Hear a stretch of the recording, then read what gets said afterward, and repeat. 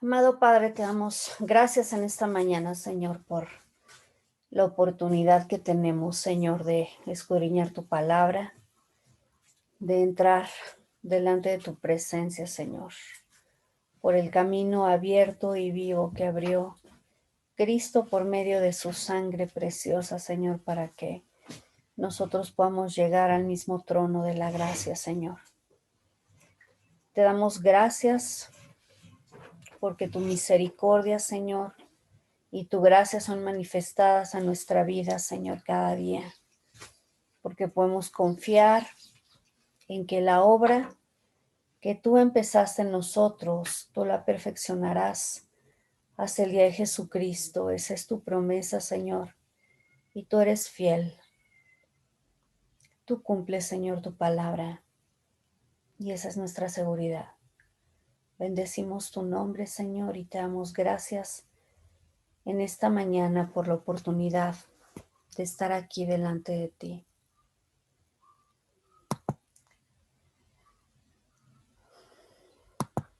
Te ruego, Espíritu Santo, que guíes nuestros pasos para poder encaminar nuestra vida, Señor, hacia tu voluntad, para cumplir con el propósito, Señor, con el cual fuimos llamados. En el nombre de Jesús. Amén. Muy bien, pues como cada una de las enseñanzas que hemos tenido anteriormente, estamos llegando a la parte práctica. Voy a ver, vamos a hacer un ejercicio para recordar de cada una de las de los fundamentos anteriores, qué es lo que en la práctica o cuál es la forma en la que cada uno de esos principios o de esas verdades es significativa en nuestra vida. Entonces, recordemos que la primera verdad que aprendimos es la verdad de que Dios existe. ¿Alguien me puede decir por qué esto es importante? ¿Cuál es la aplicación práctica en nuestra vida?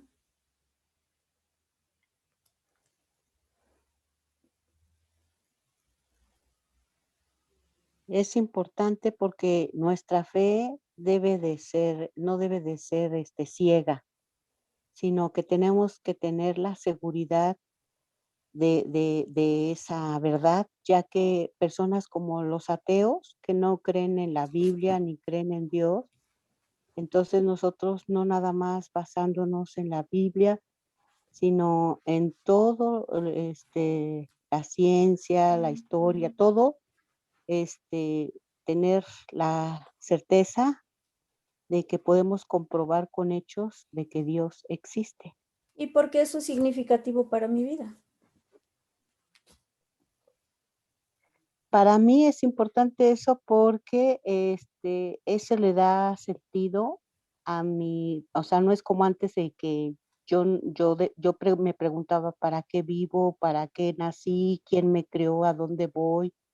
Eso me da seguridad, el saber que Dios existe me da confianza, seguridad de que mi vida tiene sentido, tiene un propósito y que ese Dios me cuida, me provee, me sana, me escucha y me da todo lo que yo necesito, que es lo que realmente vale la pena en esta vida, todo lo eterno, porque lo de aquí, pues, es efímero, se acaba y no tiene sentido. Se acaba todo y Él es eterno, es amoroso, o sea, me da todo lo que yo necesito para tener paz, amor y lo que me hace sentir bien. Gracias, Vero. Sí, básicamente lo que comentábamos es que la existencia de Dios es lo que nos da identidad, ¿sí? Nosotros podemos eh, entender que como seres humanos hechos a imagen y semejanza de Dios, pues al quitar a Dios de la ecuación, entonces perdemos toda referencia de nuestra dignidad y nuestra valía, ¿sí? Después estudiamos la verdad acerca de la palabra de Dios. ¿Por qué bueno, el entender que la palabra de Dios es verdad, ¿de qué forma es significativo en nuestra vida? ¿Alguien más?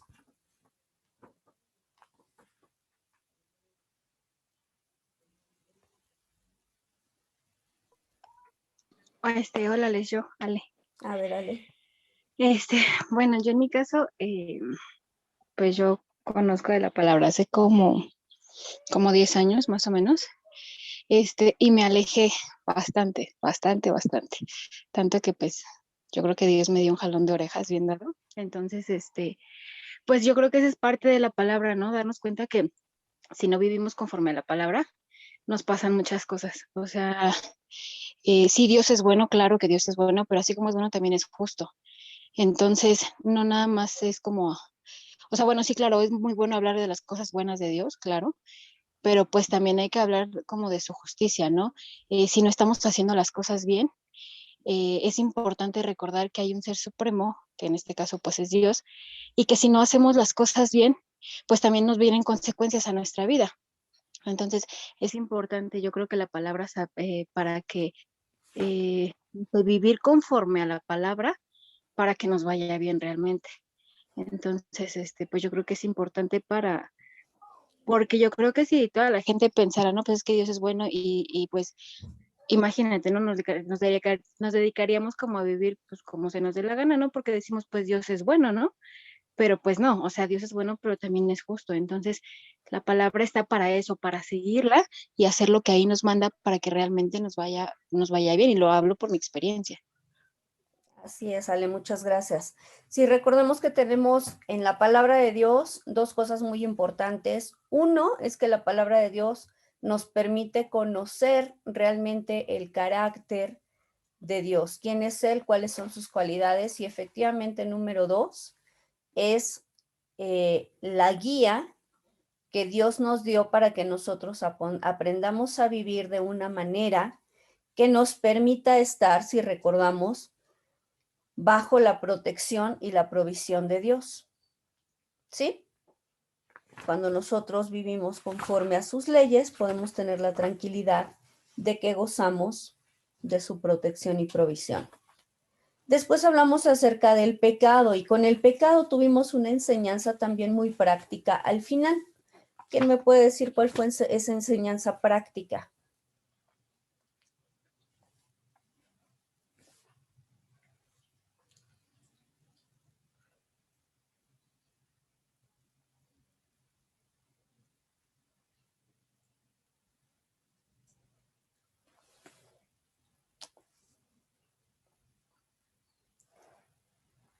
Les doy una pista. Recordemos que el pecado... Sí, Edith, adelante.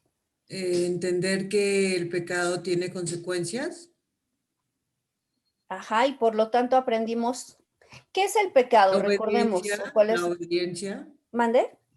Aprendemos que es importante obedecer en el día a día a Dios todo lo que nos manda para vivir bajo su voluntad y de esa manera no recibir consecuencias del pecado.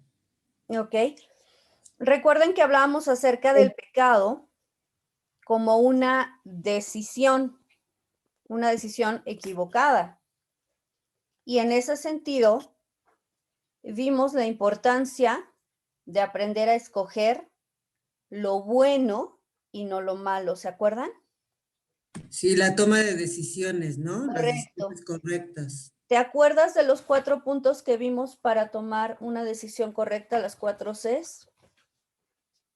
Bueno, ¿O alguien más? no tengo aquí mi cuaderno porque ya me acabé 2 cuadernos, pero y este es nuevo, pero más o menos será creer, confiar. No me acuerdo el orden, pero no me acuerdo. Ok, esto es importante, gracias Edith, que nos lo aprendamos porque si no lo aprendemos no lo vamos a poder poner en práctica, ¿sale? Entonces vamos a recordar, ¿alguien recuerda los 4 puntos o las 4 Cs para tomar buenas decisiones? Bueno, yo me acuerdo de que había una elección, ¿no? Considerar la elección. Considerar la elección, muy bien, esa es la primera C. y luego comparar, ¿no? ¿Contra qué La la resi- comparamos, Vero? o sea, con la palabra de Dios, con los mandamientos, con lo que Dios quiere, Con ¿no? el carácter de Dios, con lo que Con el Dios carácter. es. Ajá, exactamente. Ya Muy que bien. sabemos que Número 3. los mandamientos reflejan el carácter de Dios, ¿no? Exactamente.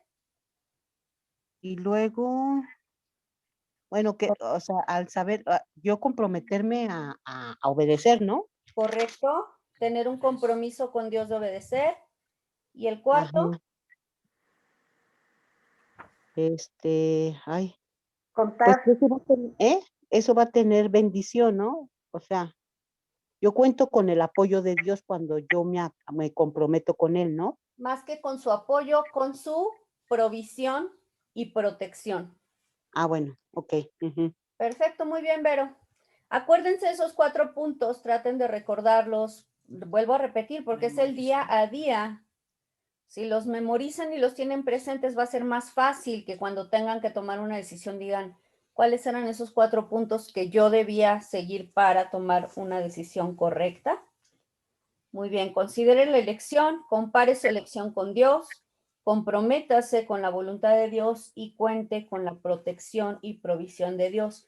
Toda enseñanza bíblica, cada uno de estos principios que estamos aprendiendo, debe tener una aplicación práctica en nuestra vida.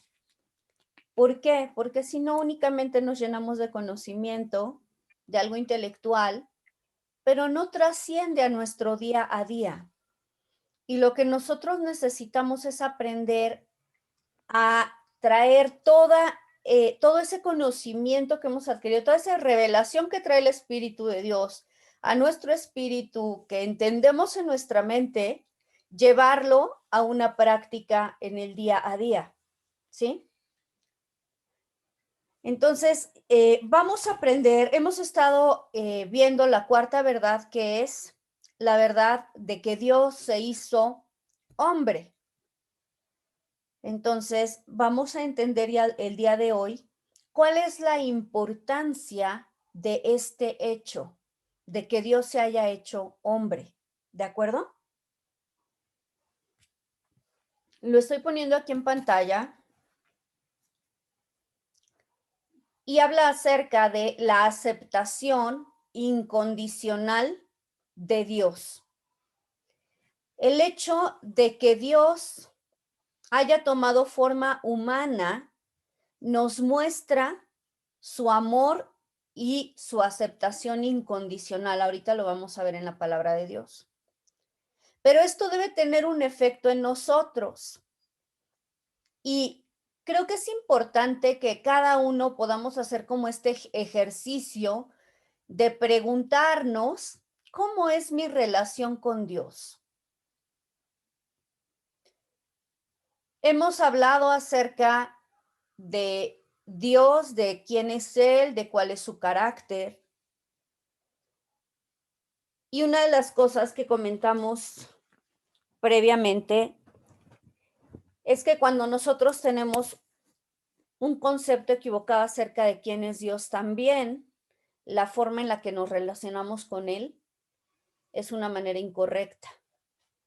Hablábamos, si ustedes recuerdan, muy al principio cuando iniciamos con estas clases, acerca como de esta creencia que tienen hoy los jóvenes de Dios como un policía cósmico, ¿no?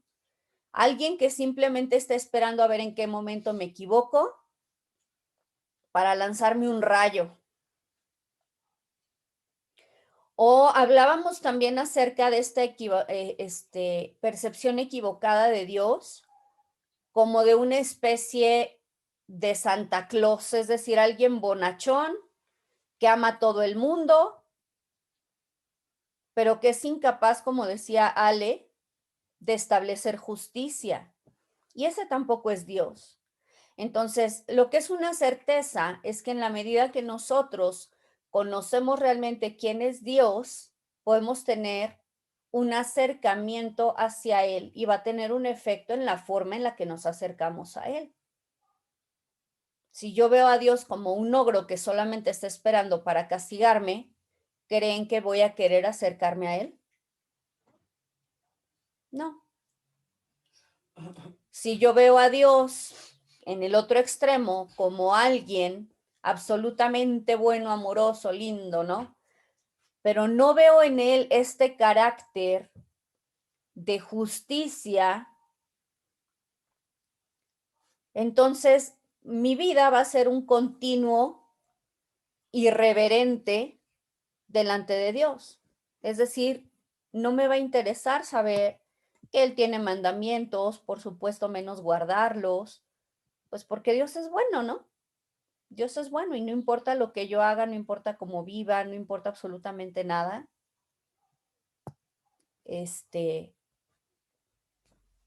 Pues yo voy a poder vivir mi vida como yo quiera, ¿no? Entonces, algo que debemos entender es justamente que en la medida que conocemos a Dios de la forma adecuada, eso influye en mi relación con Dios. Entonces, el hecho de que Dios se haya encarnado, de que Él haya tomado la iniciativa, y sabemos por lo que hemos venido estudiando, que Él se hace hombre con un propósito muy concreto. Y ese propósito es vivir una vida como ser humano, pero una vida en obediencia, en humildad, sometiéndose a Dios, para que llegado el momento y habiendo cumplido con la ley, pudiera ofrecerse como sacrificio en nuestro lugar. ¿Sí? Eso nos habla de una cualidad muy importante que es no solamente el amor, sino un amor incondicional de parte de Dios. Y cuando nosotros entendemos que el amor que Dios tiene por nosotros es incondicional, eso va a generar en nosotros una relación de confianza y seguridad plena. Y eso lo vamos a entender el día de hoy, ¿de acuerdo? Porque muchas veces como que entendemos o creemos entender lo que es el plan de redención de Dios, pero en nuestro día a día, nuestra vida manifiesta que en verdad no lo estamos entendiendo. Quiero empezar con una historia, ¿sí? Para que entendamos de qué se trata o a qué se refiere esta aceptación incondicional.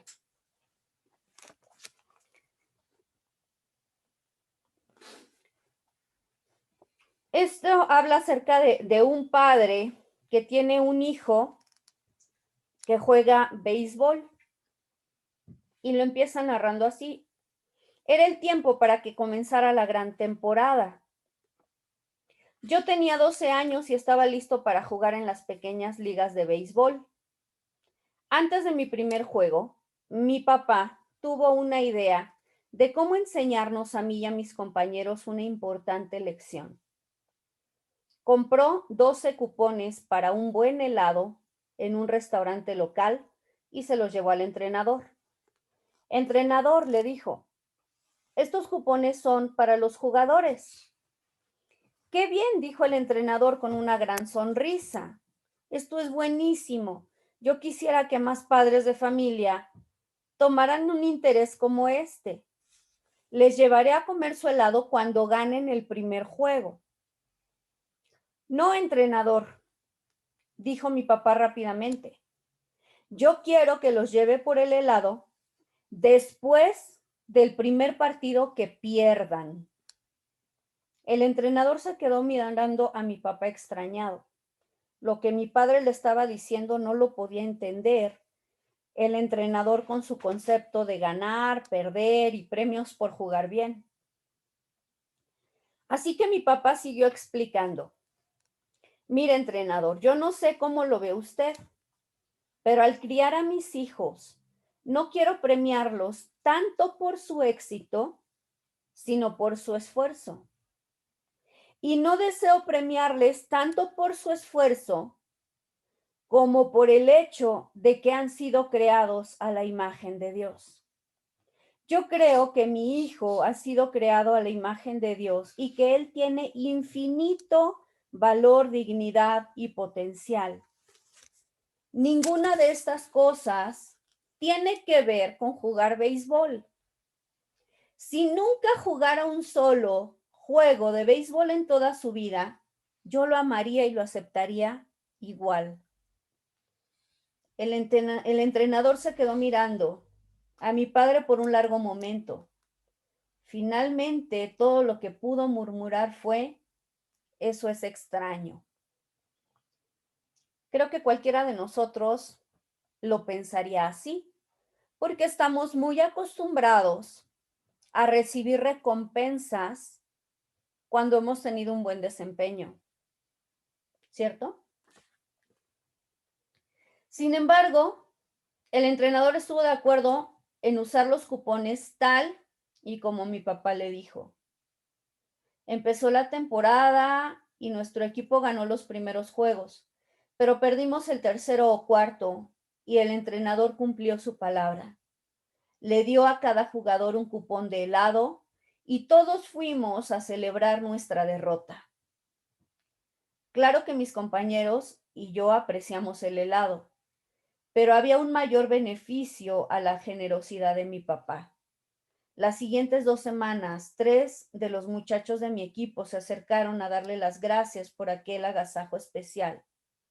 Uno de ellos vino a mi papá y le dijo, muchísimas gracias por el helado, señor. ¡Guau!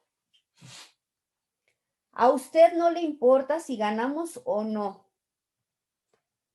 Usted nos acepta de todas maneras.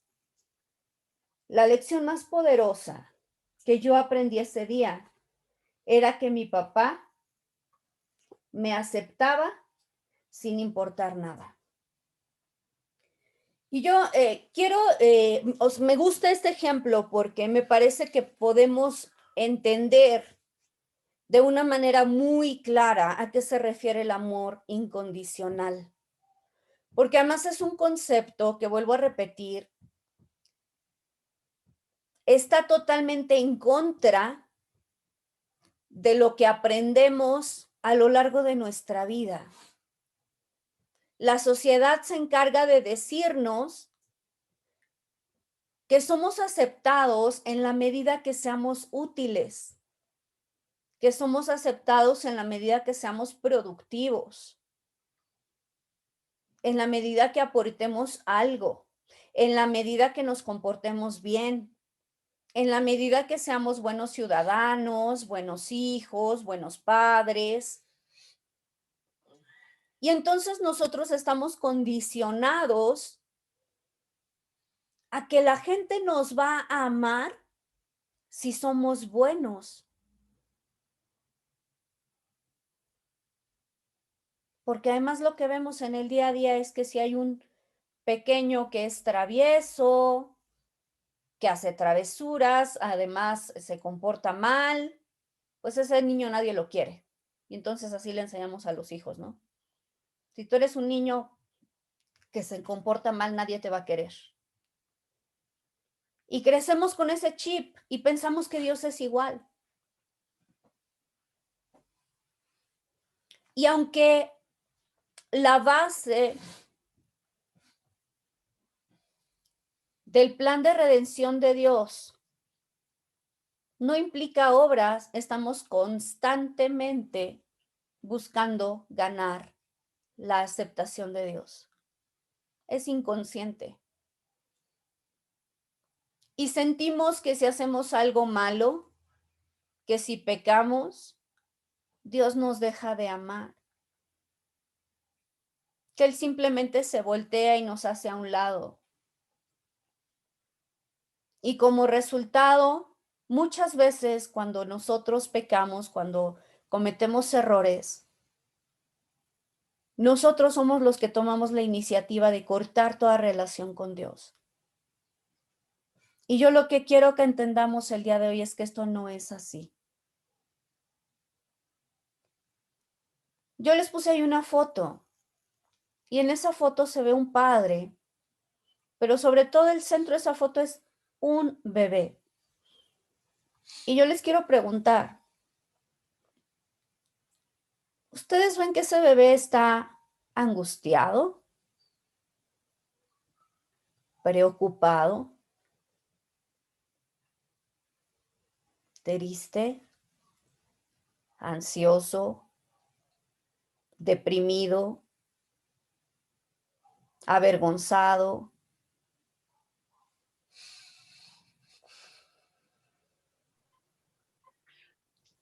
Para nada, se siente protegido por su papá, seguro.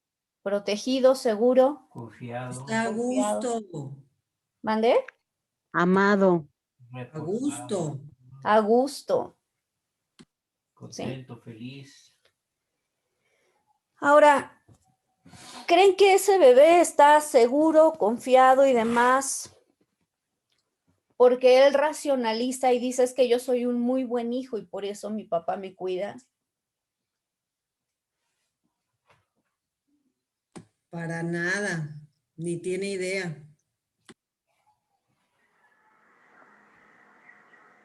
¿Será que él sabe es que mi papá es ultramillonario y yo no tengo nada de qué preocuparme?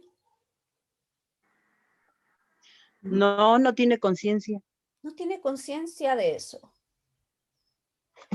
Lo único que él sabe, muy en el fondo de él, es que él es su padre.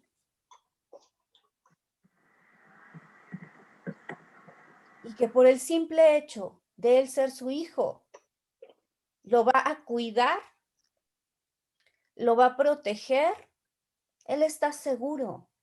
Y no hay absolutamente nadie que se pueda acercar a hacerle daño,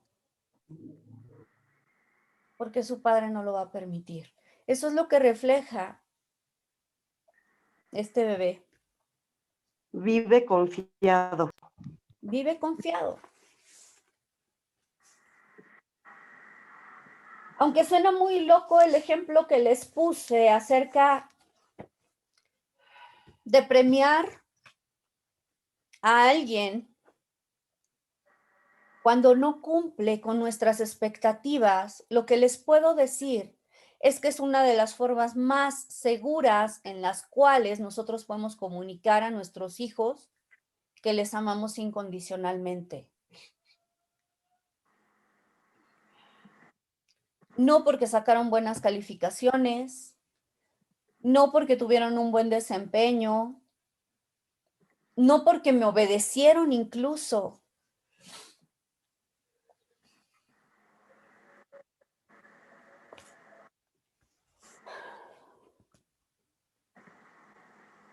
Sin embargo, cuando nosotros vemos esto,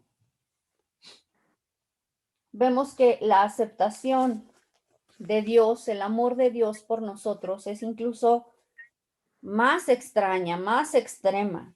Lo vamos a ir viendo con la palabra de Dios. El apóstol Pablo dijo en Colosenses 1:21 que nosotros éramos también en otro tiempo extraños y enemigos, dice, en vuestra mente haciendo malas obras. Recordemos que cada uno de nosotros somos responsables de haber pecado, responsables de haber hecho lo malo delante de Dios. Nosotros no solo perdimos un juego deportivo,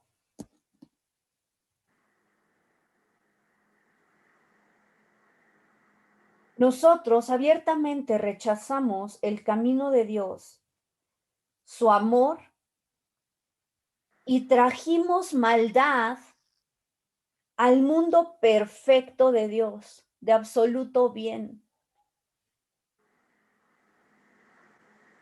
Sin embargo, la palabra de Dios dice en Romanos que Jesús vino a morir por nosotros, no porque nos portáramos bien, no porque hubiéramos hecho buenas obras, no porque fuéramos justos,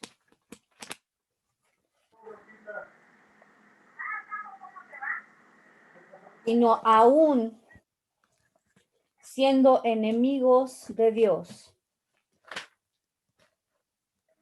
Vamos a leer la palabra de Dios. Romanos capítulo 5, verso 6. Porque cuando aún éramos débiles, a su tiempo el Mesías murió por los impíos. Ciertamente, dice, con dificultad morirá alguno por un justo. Esa es la mentalidad humana. Yo podría dar mi vida por alguien, pero ese alguien necesita ser verdaderamente, híjole, súper justo. Si no, yo no estoy dispuesto a dar la vida por nadie. Ciertamente, vuelvo a repetir, con dificultad morirá alguno por un justo. Aunque tal vez alguien se atreva a morir por el bueno. Pero Dios demuestra su mismo amor hacia nosotros, en que siendo nosotros aún pecadores, el Mesías murió por nosotros. Pero no solo se queda ahí, fíjense lo que dice el verso 9. Por tanto, mucho más ahora, habiendo sido declarados justos por su sangre, seremos salvos de la ira por medio de él.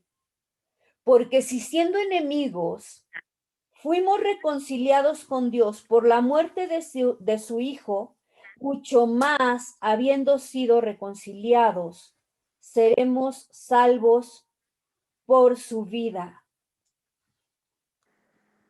Y no solo esto, sino que también nos gloriamos en Dios por medio de Jesús, el Mesías, Señor nuestro, por el cual hemos recibido ahora la reconciliación.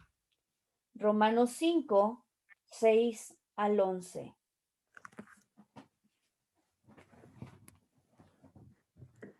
Lo maravilloso del amor de Dios es que siendo nosotros aún pecadores, su palabra dice, Cristo murió por nosotros. No solo que no lo merecíamos, éramos rebeldes contra Dios. Como estábamos además espiritualmente muertos, no había nada que pudiéramos hacer nosotros para cambiar nuestra condición de enemigos. Entonces yo les quiero preguntar, si no lo merecíamos siendo enemigos de Dios, ¿qué clase de aceptación es la que motivó a venir a la tierra a morir por nosotros?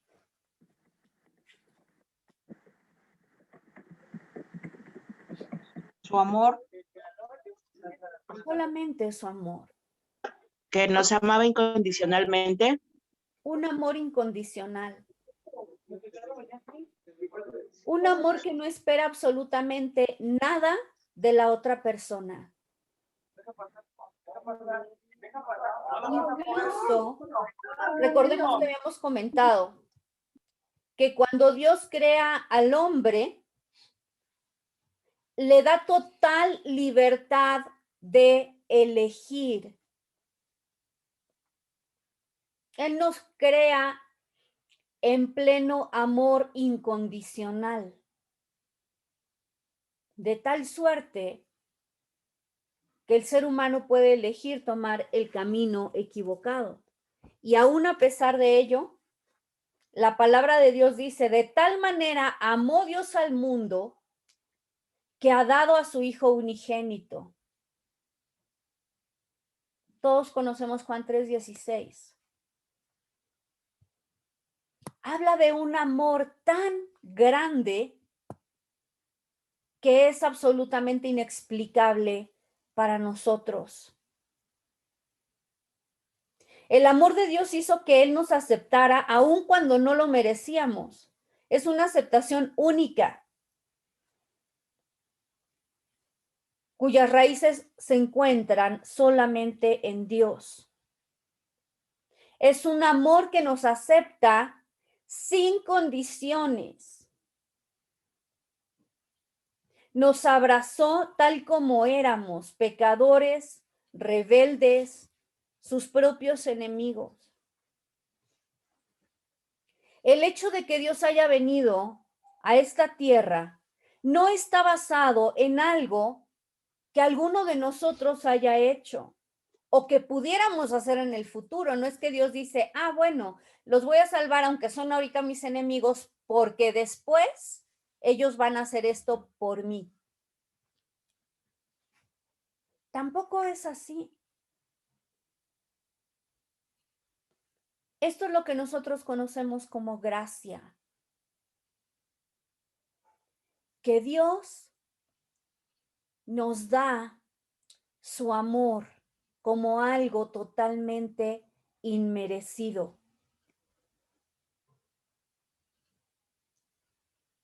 Ahora, esto pone a Dios, y vamos a decirlo así, a la ideología del cristianismo en una posición totalmente diferente al resto de las religiones, como lo hemos dicho. Todas las religiones en el mundo enseñan que es necesario el esfuerzo humano para adquirir algún tipo de salvación.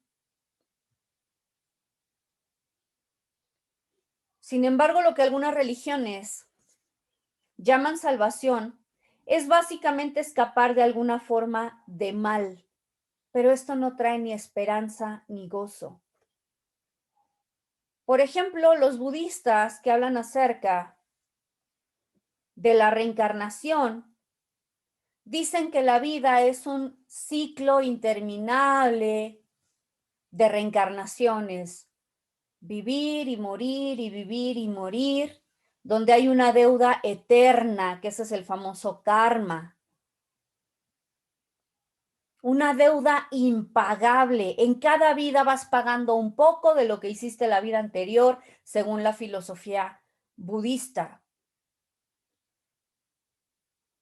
Y la esperanza es algún día poder salir de ese ciclo de reencarnaciones para llegar a un nirvana. Pero el nirvana no es como el cielo para nosotros. El nirvana para el budista es su extinción, el poder finalmente salir de ese ciclo. Imagínense qué terrible esperanza. Pasar todas tus vidas pagando algo de las vidas anteriores para finalmente ser exterminado. Wow. El Islam enseña que los musulmanes deben trabajar muy duro para merecer los premios que Alá escoja darles. El musulmán vive toda su vida procurando hacer bien para contrarrestar el mal que hace, porque sabe que va a llegar un momento en el cual él se va a presentar delante de Alá y va a haber una especie de báscula donde se van a pesar sus obras buenas y sus obras malas. Y si son más las buenas, entonces podrá entrar al paraíso. ¿Se imaginan? Con todo el mal que hacemos, ¿podría realmente algún musulmán tener la seguridad de que ha hecho el suficiente bien para poder ganar el paraíso?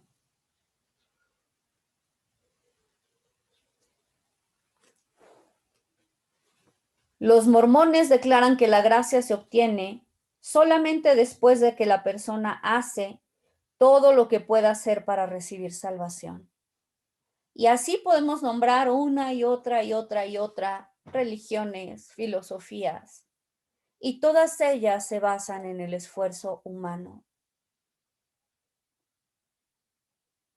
Incluso déjenme comentarles que alguna vez platicaba con un taxista y compartiéndole del Evangelio, él me decía, es que yo no puedo aceptar que Cristo vino a pagar por mis errores. Eso es irresponsable, yo los tengo que pagar. Y le dije, tú no puedes salvarte a ti mismo. Pues que yo no puedo aceptar que Cristo pagó por mí, eso es demasiado. Me tiene que costar a mí. Y eso es solamente el reflejo de todo lo que los seres humanos sentimos.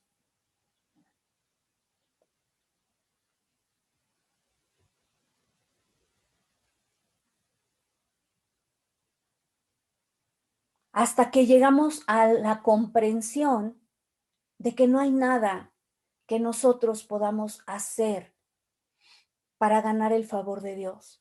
No hay nada que podamos hacer para ser salvos.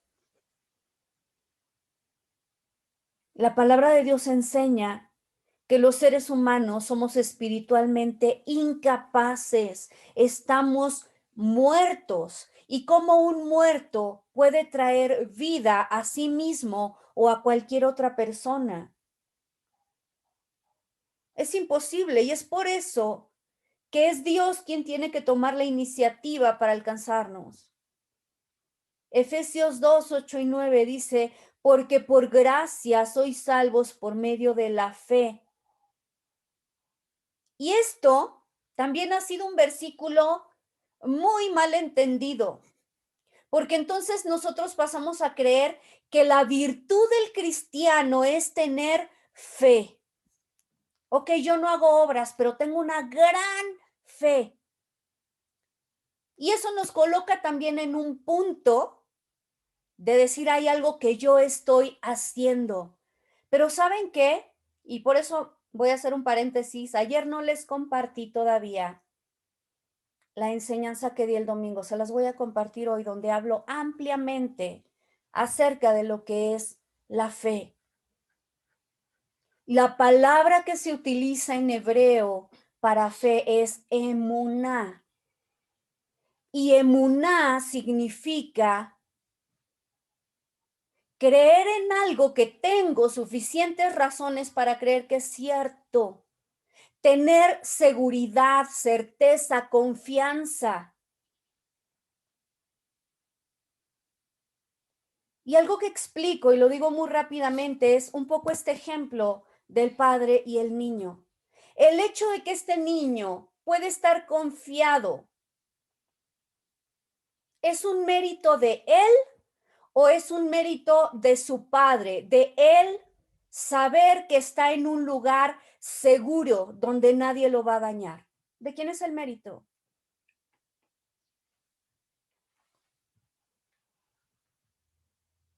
Del Padre. Del Del Padre. Totalmente. Entonces, cuando aquí Efesios dice, porque por gracia sois salvos, por medio de la fe, lo que quiere decir en realidad es por la fidelidad de Dios.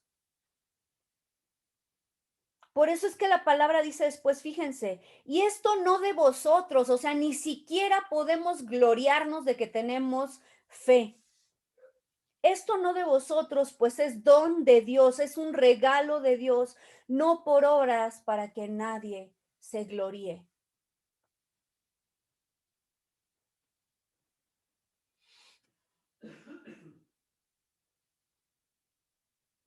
Esto explicado quiere decir que la gracia de Dios fue extendida a nosotros mientras estábamos en las garras de la muerte, pecadores de nacimiento y enemigos de Dios. Esto lo explica muy bien la versión de Romanos que leímos. Y Romanos 3:27 dice, ¿dónde pues está la jactancia? ¿De qué nos podemos sentir orgullosos? Dice, queda excluida. ¿Por cuál ley? ¿Por la de las obras? No, sino por la de la fe, emuná. Por la confianza que podemos tener en un Dios que es absolutamente fiel. Si yo les ponía otro ejemplo el domingo y les decía, es como una pareja, un matrimonio. Si el marido ha demostrado a su esposa ser digno de confianza por tener un comportamiento intachable y ella puede estar confiada en él, que él no la va a engañar, ¿de quién es el mérito? ¿De ella por confiar en él o de él por llevar una vida intachable?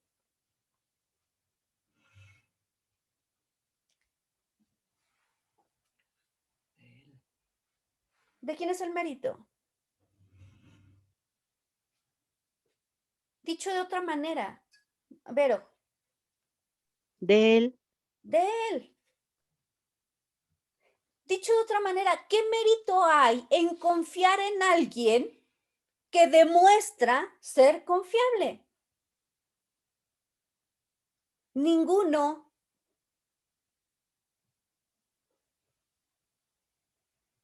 De hecho, es lo más fácil que existe, poder confiar en alguien porque constantemente nos demuestra que es confiable, pues lo difícil sería lo opuesto. La palabra de Dios dice en Génesis y después en Romanos y en Gálatas, dice, y creyó Abraham a Dios y le fue contado por justicia. Y yo explicaba este versículo y les decía, creer en Dios, tener fe en Dios, emuná, el verbo es amán, confiar en Dios, ¿sí? Es justo porque Él nos ha demostrado una y otra vez que Él es fiel. Y en ese mismo orden de ideas, es injusto cuando nosotros le atribuimos a Dios maldad, a pesar de que todo lo que Él nos ha manifestado es su bondad y su amor. ¿Se dan cuenta? No importa lo que hayamos hecho o lo que no hayamos hecho. Él nos ofrece su gracia. Él nos acepta completamente, sin condiciones. Y a pesar de nuestro pecado, Él provee un camino de regreso a Él. Por supuesto que esto es extraño. Por supuesto que nuestra mente no lo puede entender.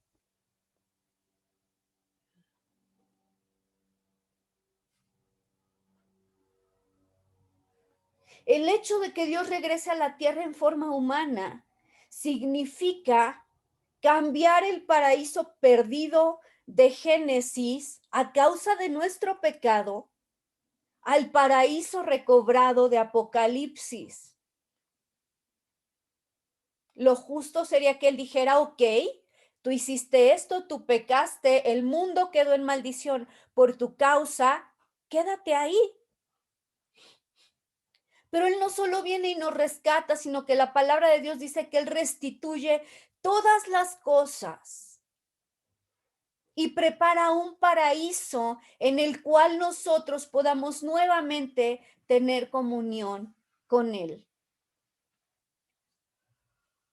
Él anula nuestra sentencia de muerte, aunque no hayamos hecho nada, y nos garantiza una vida eterna en comunión con Él. La palabra de Dios dice en Juan 1:4 que en Él estaba la vida y que la vida era la luz de los hombres. Y en todo el capítulo 1 de Juan dice que aunque Él vino al mundo, dice que los suyos no lo reconocieron, no lo aceptamos. Vino a su pueblo y su pueblo lo mató, y no quiere decir que ellos son peores que nosotros.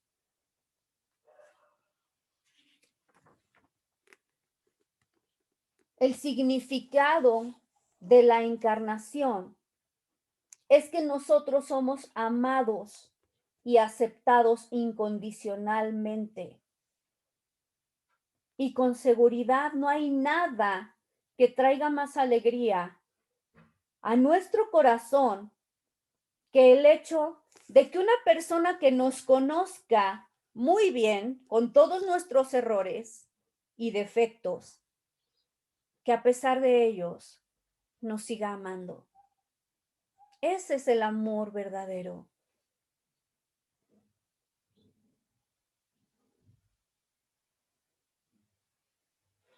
Dios nos ama y nos acepta aún a pesar de nuestras debilidades.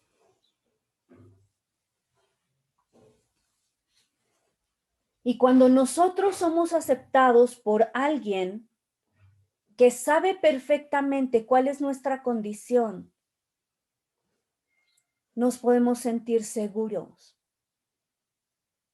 confiados. No tenemos que ocultarle nada, porque Él lo sabe todo. Y a pesar de saber todo acerca de nosotros, nos ama.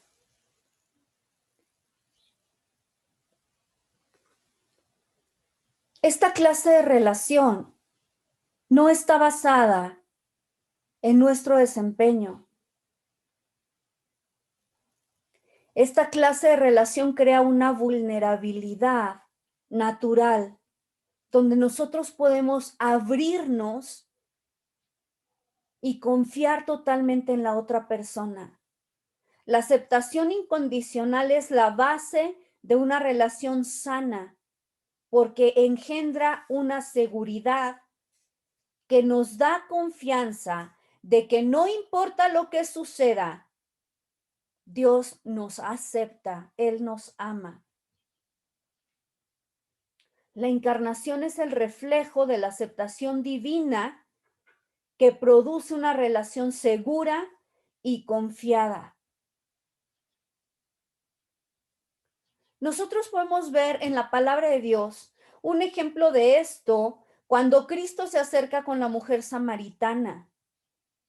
Y ella tenía una serie de problemas personales y sociales en su contra. Número uno, ella era mujer en una cultura donde las mujeres eran consideradas inferiores. Además, era samaritana, es decir, una raza de gente que era despreciada por los judíos. Por si fuera poco, era inmoral, viviendo con un hombre que no era su esposo, después de haber vivido o tenido muchos esposos. Pero cuando Jesús se acercó a ella, expuso su pecado, pero la llevó a una conversación sin juzgarla y sin condenarla. Como resultado de esto, la mujer samaritana recibió con gusto la verdad acerca de quién era él. Ella le pudo preguntar o decirle, estamos esperando al Mesías. Y Jesucristo le dijo, con el que estás hablando, yo soy. Jesús fue muy criticado por convivir con publicanos, que eran los cobradores de impuestos, considerados como traidores por los judíos y considerados como despreciables por los romanos.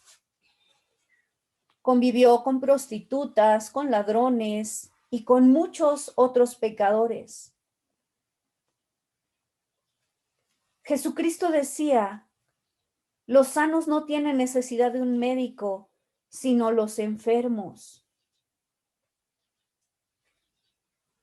Ahora, tomando en cuenta esta, vamos a decirlo así, parábola, esta analogía que Dios hace, ¿cómo responde un doctor a una persona que viene a él con una enfermedad o una lesión? ¿Se imaginan a un doctor condenando al paciente por estar enfermo? Diciéndole, es tu culpa, ¿para qué comiste lo que no debías? ¿Para qué te metes en lugares donde no debes estar? Sería tonto, ¿verdad? que le dijera, ¿cómo puedes ser tan estúpido? Si hubieras tenido cuidado con el martillo, no te hubieras golpeado el dedo. ¿Qué es lo que hace el médico? El médico solamente acepta al paciente tal como viene y se dedica a proveer la ayuda y la sanidad que él necesita.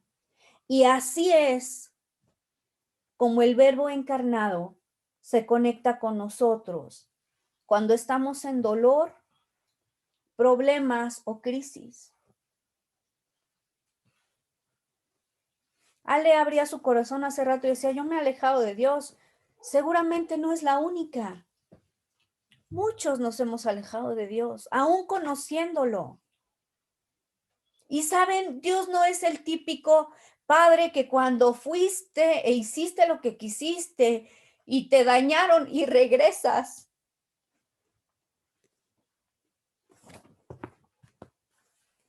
Quebrantado, te dice, ¿ves? Yo te lo advertí.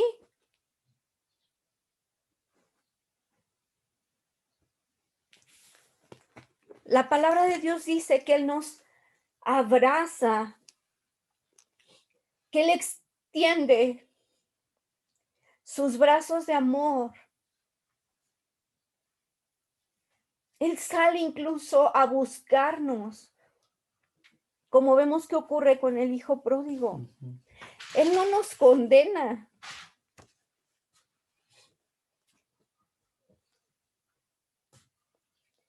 No nos critica.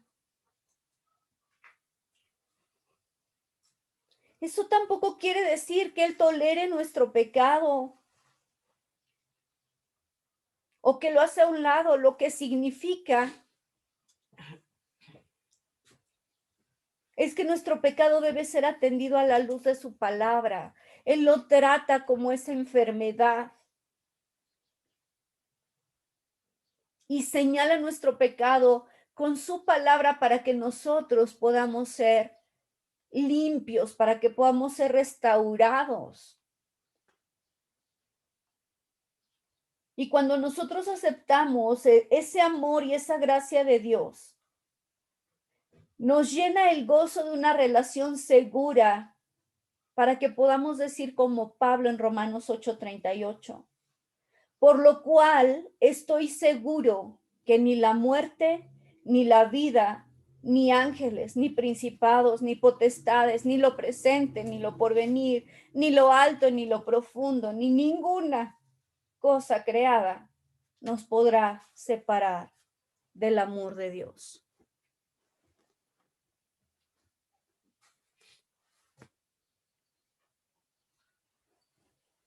Ese es el poder del amor de Dios.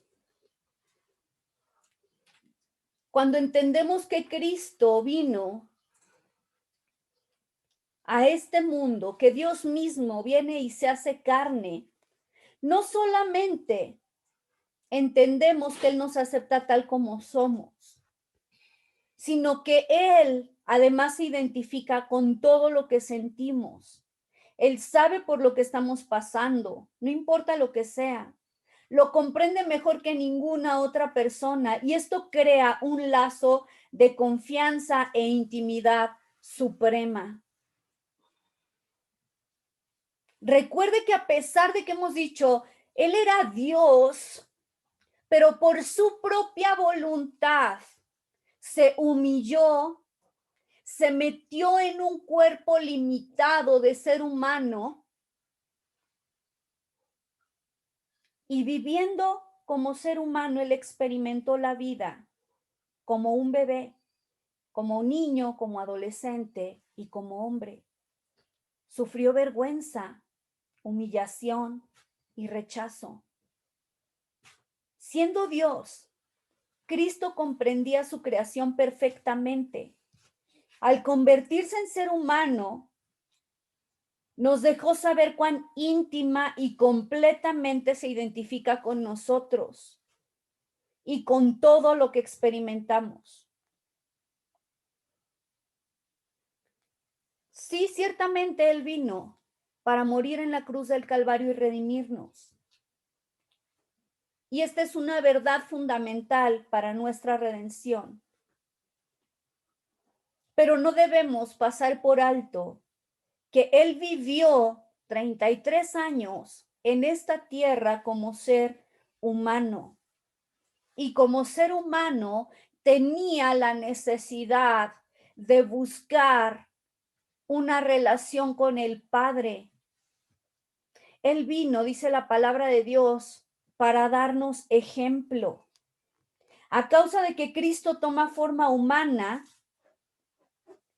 nosotros podemos tener la seguridad de que nos fortalece nuestra debilidad, en nuestro dolor y en las tentaciones.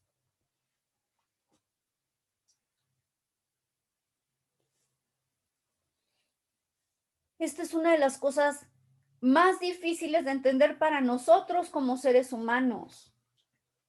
Él, que es el Señor Todopoderoso, que es Dios omnipotente, cuando nació de María, era tan indefenso como cada uno de nosotros cuando éramos bebés.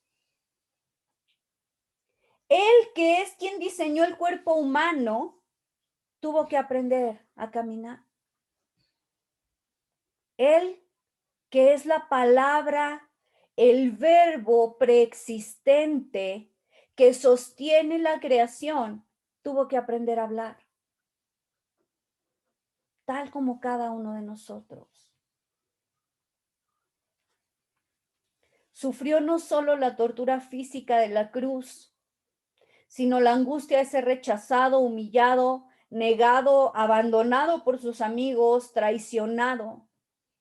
Y la gran pregunta es, ¿por qué quiso hacer Él todo esto voluntariamente?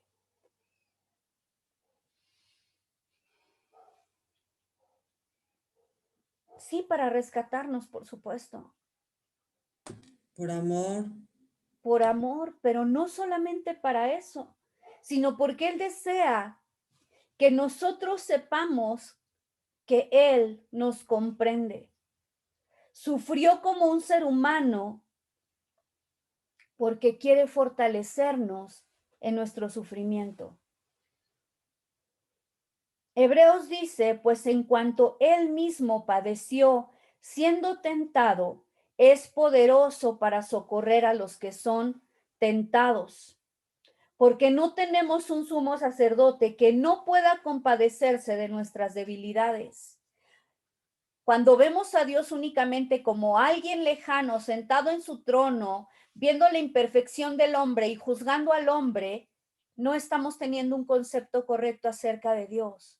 Porque la palabra de Dios dice que Él mismo vivió lo que nosotros vivimos. Y entonces cada vez que nosotros enfrentamos una dificultad, una tentación, la palabra de Dios dice que Él está ahí al lado del Padre intercediendo por nosotros. Por lo tanto, la palabra dice, acerquémonos pues confiadamente al trono de la gracia para alcanzar misericordia y hallar gracia para el oportuno socorro.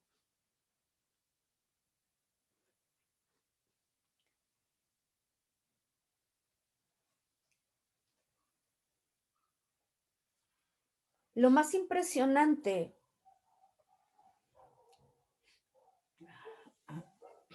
es que Cristo no únicamente sufrió y padeció todo esto, sino que en primer lugar, Él mismo recibió la aceptación del Padre. Cuando Él es bautizado, dice la palabra de Dios, en ese momento de su bautismo, viene el Espíritu Santo sobre Él, es decir, es ungido, y se abre el cielo. Y aún antes de haber hecho cualquier cosa en su ministerio,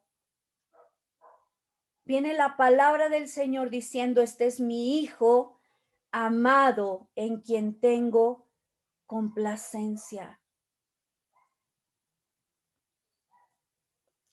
Él tenía la seguridad de saberse amado por el Padre.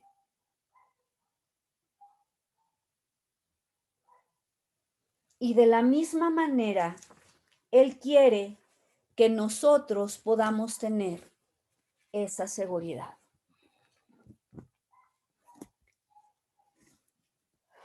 Muy bien, no sé si alguien tenga algún comentario. Si no, vamos a cerrar aquí. Vamos a orar. Señor, te doy gracias en esta mañana porque nos permites entender la dimensión de tu amor. Entender que no hay nada, Señor, lo suficientemente bueno que podamos hacer para ganar tu favor.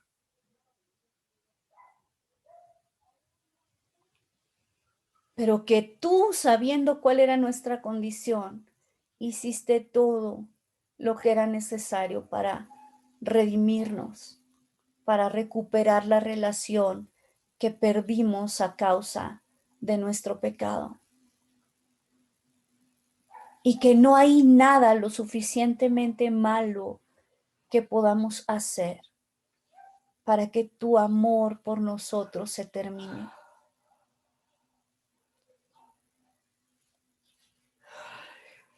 Gracias, Señor, por permitirnos entender que podemos estar confiados, seguros en ti, porque tú eres un Dios de amor, eres un Dios de bondad y eres un Dios fiel.